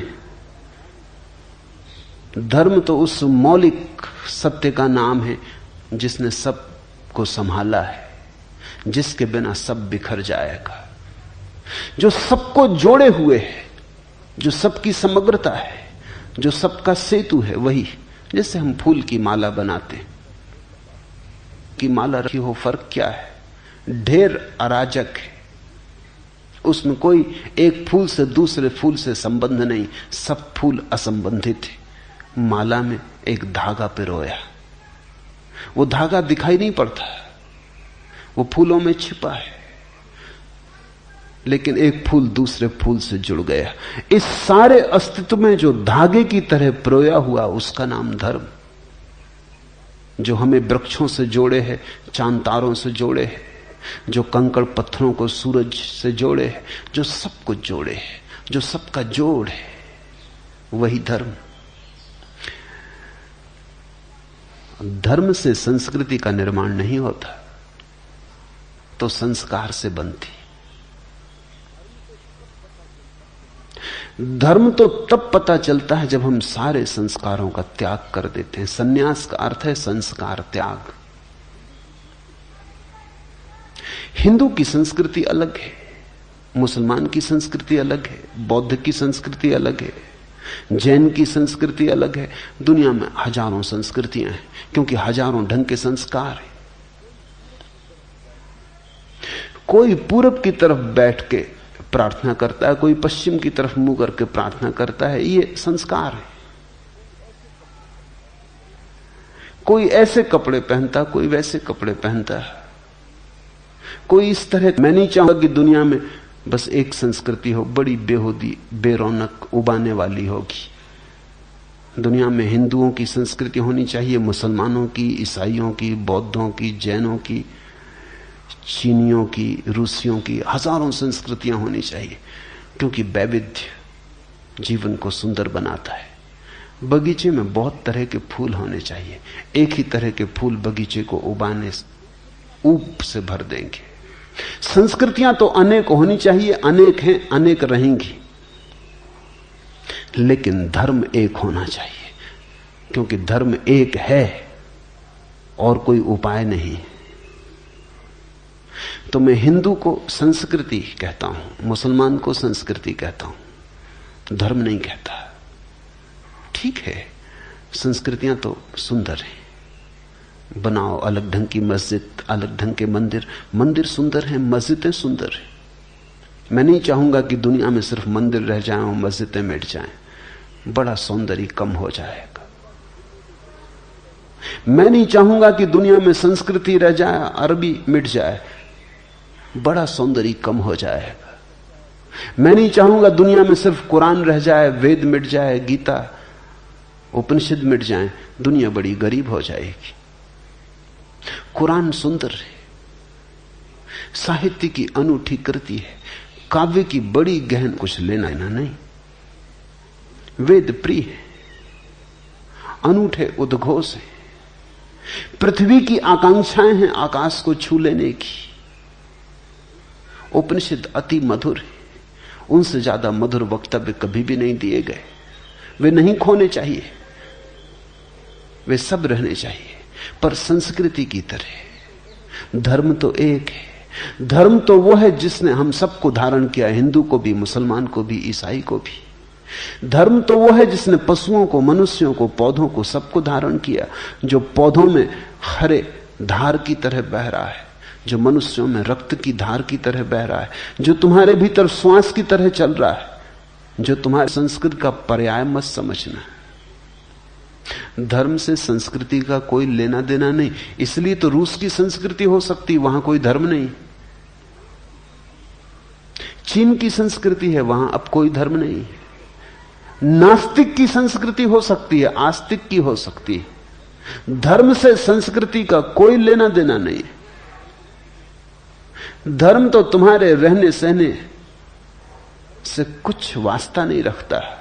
धर्म तो तुम्हारे होने से वास्ता रखता है। धर्म तो तुम्हारा शुद्ध स्वरूप है, स्वभाव है।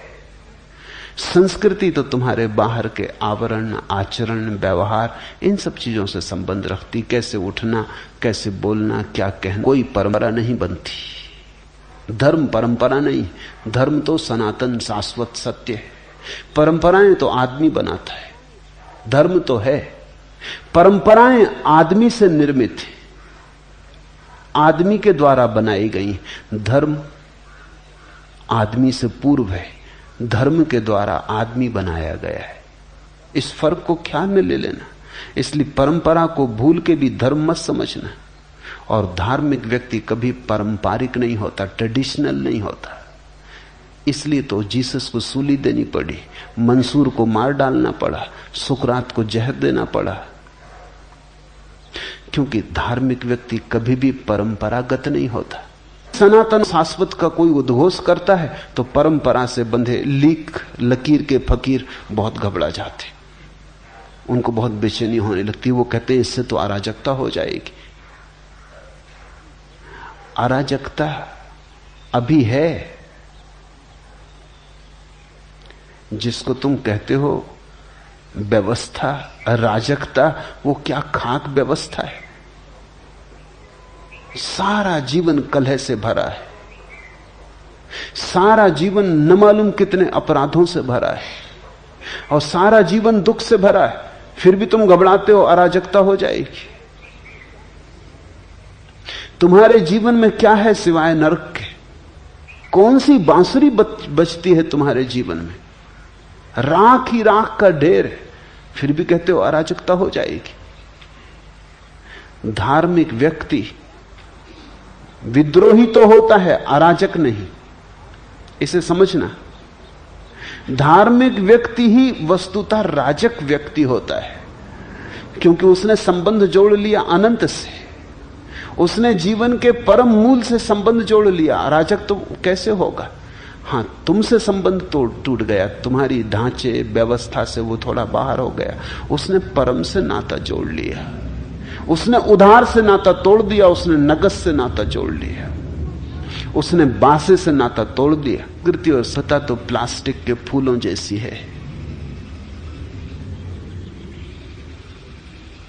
धार्मिक व्यक्ति का जीवन वास्तविक फूलों जैसा है। प्लास्टिक के फूल फूल जैसे दिखाई पड़ते हैं, वस्तुतः फूल नहीं मालूम होते, बस दूर से दिखाई पड़ते। धोखा है। तुम अगर इसलिए सत्य बोलते हो क्योंकि तुम्हें संस्कार डाल दिया गया है सत्य बोलने का, तो तुम्हारा सत्य दो कौड़ी का है। तुम अगर इसलिए मांसाहार नहीं करते क्योंकि तुम जैन घर में पैदा हुए और संस्कार डाल दिया गया कि मांसाहार पाप है, इतना लंबा संस्कार डाला गया कि आज मांस को देख के तुम्हें मतली आने लगती, तो तुम ये मत सोचना कि तुम धार्मिक हो गए। ये केवल संस्कार है। ये व्यक्ति जो जैन घर में पैदा हुआ है और मांसाहार से घबराता है, इसे देख के मतली आती, देखने की तो बात, मांसाहार शब्द से इसे घबराहट होती।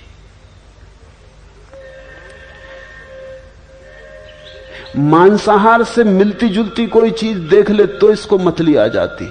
टमाटर देख के ये घबराता है। ये सिर्फ संस्कार है। अगर ये व्यक्ति किसी मांसाहारी घर में पैदा हुआ होता तो बराबर मांसाहार करता है। क्योंकि वहां मांसाहार का संस्कार होता, यहां मांसाहार भाव हो चैतन्य का जैसा महावीर के भीतर हुआ, वो संस्कार नहीं था, वो उनका अपना अनुभव था कि किसी को दुख देना अंततः अपने को ही दुख देना है, क्योंकि हम सब एक हैं, जुड़े हैं। ये ऐसे ही जैसे कोई अपने ही गाल पे चांटा मार ले। देर अबेर जो हमने दूसरे के साथ किया है वो हम पर ही लौट आएगा। महावीर को ये प्रतीति इतनी गहरी हो गई, ये बोध इतना साकार हो गया कि उन्होंने दूसरे को दुख देना बंद कर दिया। मांसाहार छूटा इसलिए नहीं कि बचपन से उन्हें सिखाया गया कि मांसाहार पाप है, मांसाहार छूटा उनके साक्षी भाव में, ये करने लगा। चारों तरफ मांसाहार देखता है, पहले घबराता है, पहले नाक भौं से कौड़ता है, फिर धीरे धीरे अभ्यस्त होता चला जाता है। फिर उसी टेबल पर दूसरों को मांसाहार करते करते धीरे धीरे इसकी नाक, इसके नासारंध्र मांस की गंध से राजी होने लगते। फिर दूसरी संस्कृति का प्रभाव, वहां हर एक व्यक्ति का कहना कि बिना मांसाहार के कमजोर हो जाओगे। देखो ओलंपिक में तुम्हारी क्या गति होती बिना मांसाहार के, एक स्वर्ण पदक भी नहीं ला पाते। स्वर्ण पदक तो दूर, तांबे का पदक भी नहीं मिलता है। तुम अपनी हालत तो देखो, 1000 साल तक गुलाम रहे, बल क्या है तुम में? तुम्हारी औसत उम्र कितनी है? कितनी हजारों बीमारियां तुम्हें पकड़े हुए। निश्चित ही मांसाहारी मुल्कों की उम्र 80 साल के ऊपर पहुंच गई, औसत उम्र 80-85, जल्दी ही 100 साल औसत उम्र हो जाएगी। यहां 30-35 के आसपास हम अटके हुए। कितनी नोबेल प्राइज तुम्हें मिलती। अगर शुद्ध शाकाहार बुद्धि को शुद्ध करता है तो सब नोबेल प्राइज तुम्ही को मिल जानी चाहिए थी। बुद्धि तो कुछ बढ़, एक आध जैन को नोबेल प्राइज मिली। क्या मामला क्या है? तुम 2000 साल से शाकाहारी हो, 2000 साल में तुम्हारी बुद्धि अभी तक शुद्ध नहीं हो पाई। तो मांसाहारी के पास दलीलें हैं, वो कहता तुम्हारी बुद्धि कमजोर हो जाती, क्योंकि ठीक ठीक प्रोटीन, ठीक ठीक विटामिन, ठीक ठीक शक्ति तुम्हें नहीं मिलती, तुम्हारी देह कमजोर हो जाती, तुम्हारी उम्र कम हो जाती, तुम्हारा बल कम हो जाता। अमेरिका में तुम रोज देखते हो, खबरें सुनते हो अखबार में कि किसी 90 साल के आदमी ने शादी की, तुम हैरान होते हो, तुम कहते हो ये मामला क्या पागलपन का है। लेकिन 90 साल तो जैसे कोई जाके पश्चिम की संस्कृति में रहता, वहां ये सब दलीलें सुनता है और प्रमाण देखता है और उनकी विराट संस्कृति का वैभव देखता है, धीरे धीरे भूल जाता है। महावीर को अगर पश्चिम जाना पड़ता तो वो मांसाहार नहीं करते, वो फूल स्वाभाविक था। वो कहते ठीक 2-4-10 साल कम जिएंगे, इससे हर्ज क्या, ज्यादा जीने का फायदा क्या है? ज्यादा जी के तुम करोगे क्या? और थोड़े जानवरों को खा जाओगे, और क्या करोगे? महावीर से अगर किसी ने कहा होता तो वो कहते जरा लौट के तो देखो, अगर तुम 100 साल जिए और तुमने जितने जानवर, पशु, पक्षी खाए उनकी जरा तुम कतार रख के तो हड्डियों के ढेर तुमने लगा दिए अपने चारों तरफ। एक आदमी जिंदगी में जितना मांसाहार करता है, हजारों लाखों पशु पक्षियों का ढेर लग जाएगा। अगर जरा तुम सोचो कि इतने प्राण तुमने मिटाए, किस लिए? सिर्फ जीने के लिए, और जीना किस लिए? और पशुओं को मिटाने के लिए। अगर महावीर से कोई ये कहेगा कि तुम निर्बल हो जाते, तो वो कहता बल का हम करेंगे क्या? किसी की हिंसा करनी, किसी को मारना है, कोई युद्ध लड़ना है। अगर महावीर को कोई कहता कि देखो तुम 1000 साल गुलाम रहे, तो महावीर कहते हैं 2 स्थितियां हैं, या तो मालिक बनो किसी के या गुलाम। महावीर कहेंगे मालिक बनने से गुलाम बन, चोर बनने से चोरी का शिकार बन जाना बेहतर। अगर महावीर को कोई कहता कि देखो तुम्हें नोबेल प्राइज नहीं मिलते, वो कहते नोबेल प्राइज का करेंगे क्या? ये खेल खिलौने हैं बच्चों को खेलने कूदने के लिए अच्छे, इनका करेंगे क्या? हम कुछ और ही पुरस्कार पाने चले। वो पुरस्कार सिर्फ परमात्मा से मिलता है और किसी से भी नहीं मिलता। वो पुरस्कार साक्षी के आनंद का है, वो सच्चिदानंद का है। नोबेल प्राइज तुम अपनी संभालो, तुम बच्चों को दो, खेलने दो, ये खिलौने हैं। इस संसार का कोई पुरस्कार उस पुरस्कार का मुकाबला नहीं करता जो भीतर के आनंद का है। भ्रष्ट होके आ जाता है, कारण वो भ्रष्ट था ही, भ्रष्ट होके आ गया ऐसा नहीं। कागजी फूल था, झूठी बात थी, संस्कार था। संस्कृति और धर्म में अंतर समझ लेना। धर्म तुम्हारा स्वानुभव है और संस्कृति दूसरों के द्वारा सिखाई गई बातें। लाख कोई कितने ही व्यवस्था से सिखा दे, दूसरे की सिखाई बात तुम्हें मुक्त नहीं करती, बंधन में डालती है। तो जब मैं कहता हूं धर्म बगावत है, विद्रोह है, तो मेरा अर्थ है बगावत परंपरा से, बगावत संस्कार से। बगावत आध्यात्मिक का अनुशासन दूसरे ढंग का है। वो भीतर से बाहर की तरफ आता है, वो किसी के द्वारा आरोपित नहीं है, वो स्वस्फूर्त है। वो ऐसा है जैसा झरना फूटता है भीतर की ऊर्जा से। वो ऐसा है जैसे नदी बहती है जल की ऊर्जा से। कोई धक्के नहीं दे रहा है। तुम ऐसे हो जैसे गले में किसी ने रस्सी बांधी और घसीटे जा रहे हो, पीछे से कोई कोड़े मार रहा है तो चलना पड़ रहा है। संस्कार से जीने वाला आदमी जबरदस्ती घसीटा जा रहा है, बेमन से घसीटा जा रहा है। धार्मिक व्यक्ति नाचता हुआ जाता है, वो मृत्यु की तरफ भी जाता है तो नाचता हुआ जाता। तुम जो गाते, वो कहते हम साधु संत सीधे साधे आदमी, बड़ा अन्याय हो रहा है दुनिया में, बेईमान मजा लूट रहे हैं, चोर बदमाश मजा लूट रहे हैं। मैं उनसे कहता हूं तुम्हें यह ख्याल ही उठता है कि वो मजा लूट रहे हैं, ये बात बताती कि तुम साधु भी नहीं, संत भी नहीं, सरल भी नहीं। तुम हो तो उन्हीं जैसे लोग, सिर्फ तुम्हारी हिम्मत कमजोर है।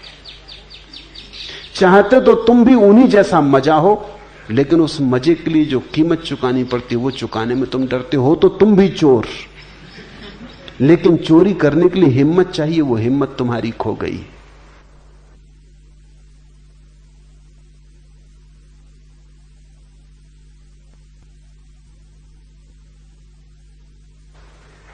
चाहते तो तुम भी हो कि बेईमानी करके धन का अंबार लगा लें, लेकिन बेईमानी करने में कहीं फंस ना जाएं, पकड़े ना जाएं, इसलिए तुम रुके हो। अगर तुम्हें पक्का आश्वासन दे दिया जाए कि कोई तुम्हें पकड़ेगा नहीं, कोई तुम्हें पकड़ने वाला नहीं है, कोई पकड़ने का डर नहीं, तुम तत्क्षण चोर हो जाओगे। धार्मिक व्यक्ति तो दया खाता है उन पर जो बेईमानी कर रहे हैं, क्योंकि वो कहता है ये बेचारे कैसे परम आनंद से वंचित हो रहे हैं, जो हमें मिल रहा है वो इन्हें नहीं मिल रहा। धार्मिक व्यक्ति ईर्ष्या नहीं करता अधार्मिक से, दया खाता है, मन ही मन में रोता है कि इन विचारों को, सिर्फ क्योंकि उसके पास कुछ विराटतर है, और उसी विराट के कारण उसके जीवन में एक अनुशासन होता है।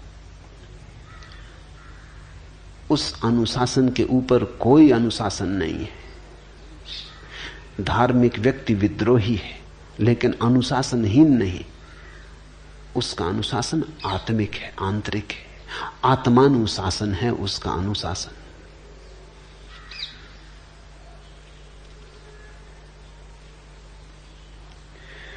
और जिसको तुम राजकता कहते हो, जिसको तुम व्यवस्था कहते हो, ये व्यवस्था ने दिया क्या है? युद्ध दिए, हिंसा दी, पाप दिए, घृणा दी, वैमनस्य दिया क्या है? पापियों ने तो हमको बचाया सदा, पाप हमने किए सज्जनों के लिए। प्रश्न जब भी मिले सब मुखौटे लगा, उम्र हमको मिली उलझनों के लिए। भीड़ सपनों की हमने उगाई सदा, बंजारों के नगर निर्जनों के लिए। किन लुटोरों की दुनिया में हम आ गए, हाथ कटते यहां कंगनों के लिए। जिंदगी ने निचोड़ा है इतना हमें, बेच डाले नयन दर्शनों के लिए। यहां है क्या? आंखें तक बिक गई, इस आशा में कि कभी दर्शन होंगे। आत्मा तक बिक गई है इस आशा में कि कभी परमात्मा मिलेगा। ऐसा है जन, कोई किसी का मित्र नहीं, सब शत्रु ही शत्रु मालूम होते। यहां मिलता तो कुछ भी नहीं। किस बात को तुम व्यवस्था कहते हो? व्यवस्था तो तभी हो सकती है जब जीवन में आनंद हो। आनंद एक व्यवस्था लाता है। आनंद के पीछे छाया की तरह आती है व्यवस्था। स्मरण रखना, दुखी आदमी अराजक होता है, सुखी आदमी अराजक नहीं हो सकता। दुखी आदमी अराजक हो ही जाता है, उसे मिला क्या है तो वो तोड़ने फोड़ने में उत्सुक हो जाता है। जिसके जीवन में कुछ भी नहीं मिला है वो नाराजगी में तोड़। इस व्यवस्था को, इस धोखे की व्यवस्था को तुम व्यवस्था मत समझ लेना। ये राजनीतिज्ञों की चालबाजी है। और जिन्हें तुम समझते हो कि वो तुम्हारे नेता हैं, जिन्हें तुम समझते हो तुम्हारे राहबर, वो राहजन, वही तुम्हें लूटते। चलो अब किसी और के सहारे लोगों। बड़े खुदगर्ज हो गए थे किनारे लोगों, अब तो किनारे का भी सहारा रखना ठीक नहीं मालूम पड़ता। चलो अब किसी और के सहारे लोगों, बड़े खुदगर्ज हो गए थे किनारों लोगों। सहारा समझ अंधड़ से गई हैं पतवारें लोगों। क्या गुजरेगी सफीने पे खबर नहीं, अंधड़ से मिल गई हैं पतवारें लोगों। हजारों बेबस आहें दफन हैं यहां, महज पत्थरों के ढेर नहीं हैं ये मजारें लोगों। यहां अंधड़ से मिल गई हैं पतवारें। यहां जिन्हें तुम समझते हो तुम्हारे सहारे हैं वो तुम्हारे शोषक हैं, और जिन्हें तुम समझते हो कि व्यवस्थापक है वो केवल तुम्हारी छाती पर सवार है। तुमने कभी ख्याल किया, जो भी आदमी पद पे होता है वो व्यवस्था की बात करने लगता है, और जो आदमी पद के बाहर होता है राजनीति में वो बगावत की बात करने लगता है। नाक है, अनुशासन पर्व की जरूरत है। ये सारी दुनिया में सदा से ऐसा होता रहा। राजनीतिक को सिर्फ पद का मोह है, न व्यवस्था से मतलब है, न अव्यवस्था से। हां, जब वो व्यवस्था का मालिक नहीं होता, जब खुद के हाथ में ताकत नहीं होती, तब वो कहता है सब गलत है, तब क्रांति की जरूरत है। और जैसे ही वो पद पे आता है फिर क्रांति की बिल्कुल जरूरत नहीं, क्योंकि क्रांति का काम पूरा हो गया। वो काम इतना था उसको पद पे लाना, वो काम पूरा हो गया। फिर जो क्रांति की बात करे वो दुश्मन है, और वो जो क्रांति की बात कर रहा है उसको भी क्रांति से कुछ लेना देना नहीं है। ये बड़ी कुर्सी से उतरे क्रांति, अब क्रांति तुम्हारे हित में। धार्मिक व्यक्ति को न तो व्यवस्था से मतलब है न क्रांति से। धार्मिक व्यक्ति को आत्मानुशासन से मतलब है। धार्मिक व्यक्ति चाहता है बाहर के सहारे बहुत खोज लिए, कोई व्यवस्था नहीं आ सकी दुनिया में। अब जागो, अपना सहारा खोजो, अपनी ज्योति जलाओ। बाहर के दियों के सहारे बहुत चले और भटके, सिर्फ भटके, खाए खंडहरों में गिरे, लहू लुहान हुए। अब अपनी ज्योति जलाओ और अपने सहारे चलो। नहीं कोई बाहर तुम्हें व्यवस्था दे सकता है, अपनी व्यवस्था तुम स्वयं दो। तुम्हारा आज इतना ही। हरिओम तत्सत।